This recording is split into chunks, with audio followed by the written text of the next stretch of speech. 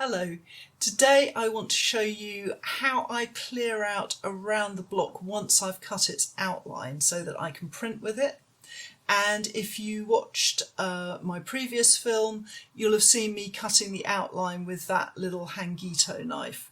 So today what I want to do is, working with the same block as I was using yesterday, I want to show you how I clear out the gully where the excess paint lies. So what I've done here is to take a section here, and I've sort of put some pencil shading on so maybe you can see it a little bit better. I've already cut the outline around this section with the hangito like I did in my previous film, and now I need to cut out clearance. And the clearance, what you're doing is you are leaving enough space for when you ink up with your brush, any paint will go into the lower part and lie low, and only the block will print. So that's any excess paint goes in there. So the wideness of this channel, when I was learning in Japan, the master who was teaching me said, well, in Japan we have a rule that it's 3 fingers. And then he looked at my hand and said, well, with your hands it's only 2 fingers, which was really embarrassing at the time, but I got his point. So basically, I mean, what's that? That's about a centimetre, 2 centimetres maybe. And that will give me enough clearance when I ink up, so that I've got enough space. When I demonstrate and I'm doing lots of talking and printing, I always make these a wider gully, because there's more chance that I'll get distracted and hit the edge. And if you know that you're kind of a very flamboyant person, and when you ink up you're going to be using big inking up strokes, then you need a bigger gully than someone who's very precise and neat and calm and always works in a very controlled way. So the width of them's very personal. So you don't have to reference my big fat fingers when you are deciding how wide to clear out. So I'm going to clean out about this sort of size. When you're starting out, it's sometimes quite a good idea just to draw yourself a pencil guideline to cut up to, but you soon get the hang of it. And I'm going to use, I've got a couple of U tools here. I've also got a couple of flat chisels. These are my nice professional Japanese tools, but I can also recommend Power Grip. They're very good and they're very reasonably priced. Don't forget, on my website there is a resources section that has a supplier list in it if you're looking for suppliers. This is another set of tools which I don't know what the name is, but you see these 5 tool sets around the place, and they're very good too. Those are the ones I teach with. So what I'm going to do first of all is use this tool very much like I would a lino tool. I'm going to hold it and it cuts on the push away, as opposed to that hangito knife in the previous film that's cutting towards me. And once you're onto these tools, direction doesn't matter. We're no longer concerned about putting slopes the right way round or anything like that. So I'm just going to get in here and I'm going to start clearing out the wood. And I'm being careful just to work away from the block. So you see how that gully protects my nice sloping line. The cut edge of the block is protected because I'm starting off from inside the gully working outwards, so I'm not actually going up against the woodblock when I'm cutting away, like so.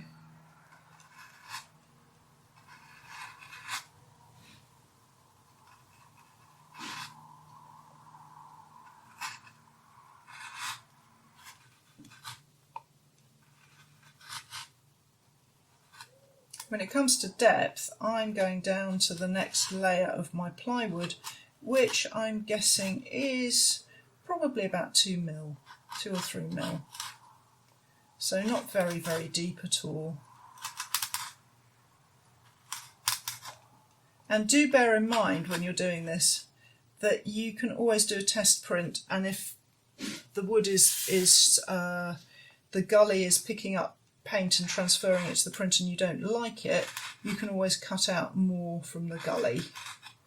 So I'm just working my way across here. And everybody does this slightly differently. It's just a clearance job. So now I've got myself a bit of clearance. I'm going to go in with a bigger tool, a big flat gouge here. This comes from, I bought this at Hand Printed, comes from a company called Michi Hamano. And I'm just going to come out like so. And I'm also going back in and taking off any ridges with this nice flat tool here. So it's good for that too. When I get a bit nearer the block and I'm a bit more concerned, I've got another small chisel here, just move those. And here now I can get in and take out any high ridges close to the block.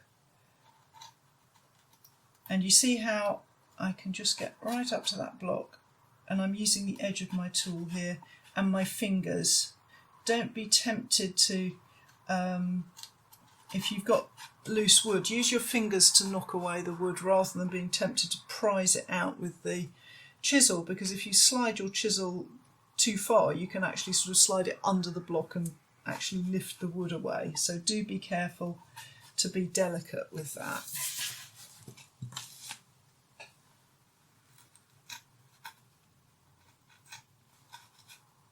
But all this stuff here is lifting away because it's already been cut by the outline knife.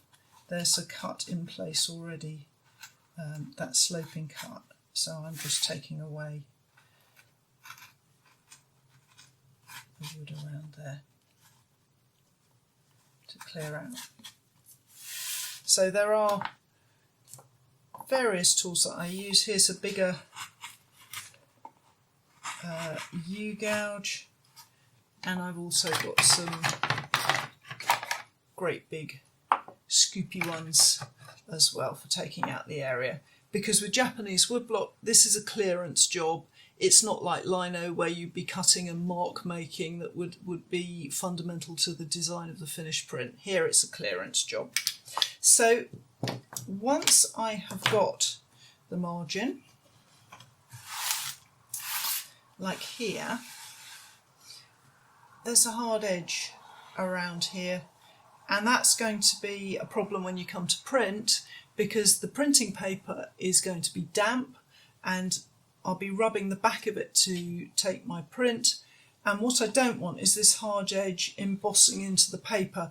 The paper that I plan to use is particularly thick and blankety, if that's a word, soft I mean, and it will show any embossing. It'll be really, really clear. So what I'm going to do is I'm going to knock off that hard edge, and so I can use this tool here, this flat chisely tool here, just to go along and knock the hard edge off there, or if you prefer, you can always use the chisel for cutting the kento. That works really well. So I can take my kento chisel and just run that along and smooth that edge off. So it's chamfering that edge so that when I print, I'm not going to end up with a nasty hard edge embossing my print. So once you've done the outline cut and countercut it so you've got a nice sliver and cleaned out around, then the block is ready to print. I hope that's been helpful, and I hope you'll join me again.